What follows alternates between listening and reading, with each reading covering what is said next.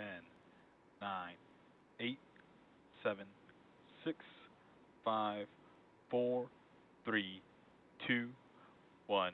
Ignition. And liftoff of Falcon 9. Go SpaceX, go Starlink.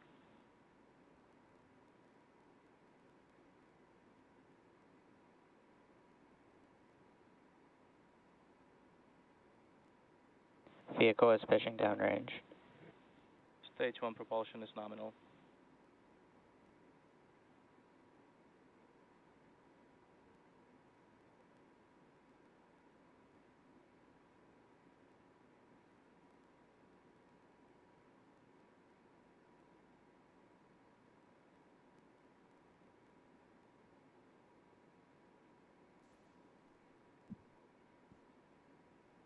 And a good liftoff of the Falcon 9 rocket to nominal. begin this polar orbit mission. Falcon 9 is supersonic. Traveling faster than the speed of sound, the rocket is approaching max Q, the point of greatest aerodynamic pressure on the vehicle. The rocket will throttle back as it passes through this point in the flight. Max Q. And will now throttle back up on the engines.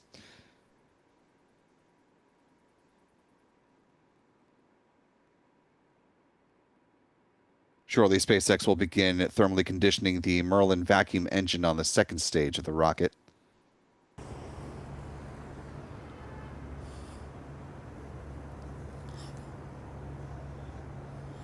Back chill. And that's that call you just heard.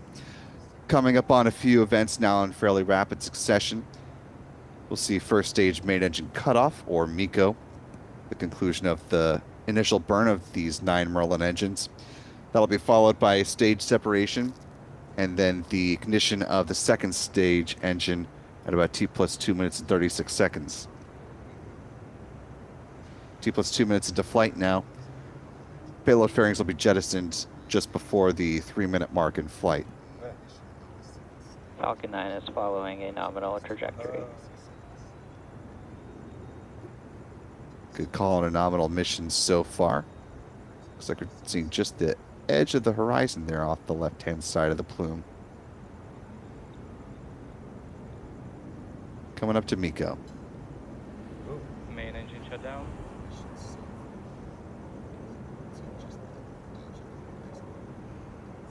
Stage separation confirmed. Back ignition.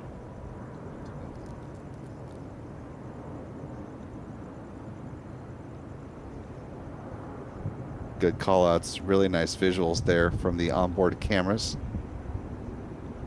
Nice view of the curve of the Earth and the horizon as we're coming up to fairing jettison.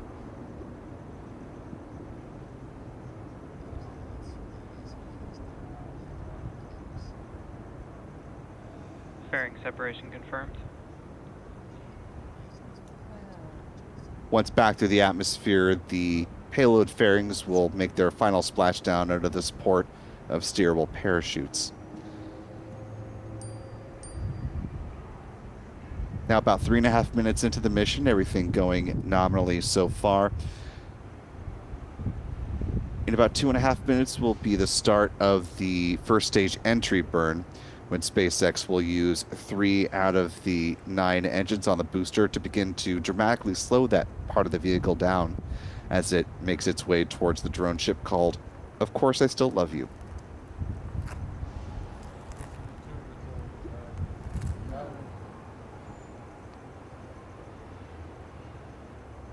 Those flashes that you're seeing in between the hypersonic grid fins are the cold gas thrusters, which, just given the sun angle, are catching the light just right, so it looks like it's brighter than it normally appears sometimes.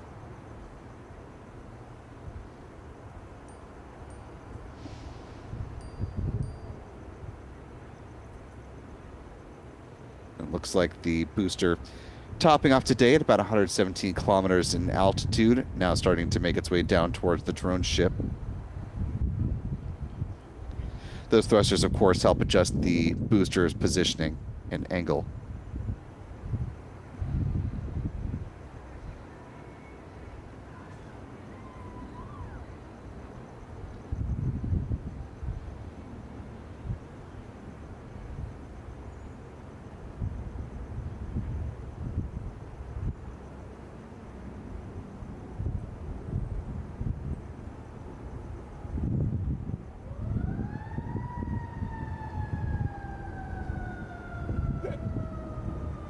Sounds like a fair number of you actually got a nice view. Eric Burdick saying the jellyfish exhaust was spectacular from San Luis Obispo.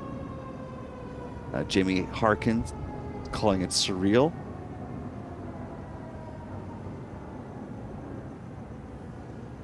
Sharon S. could see it all the way out in Phoenix, Arizona, which is very cool.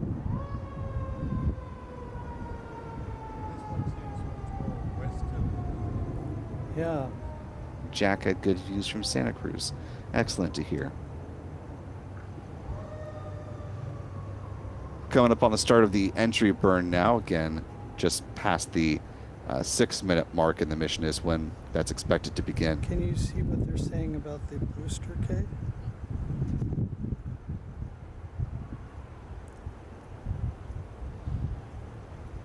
Stage 1 entry burn startup. Stage 1 STS is safe. Oh my God. All right. That's what you said, right? Why did I know?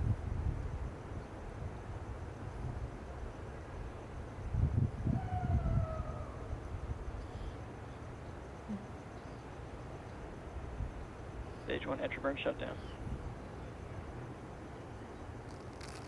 Both vehicles remain on nominal trajectories. Good calls all the way around. That one you heard regarding the FTS, that is the flight termination system on the booster, no longer needed at this stage in flight.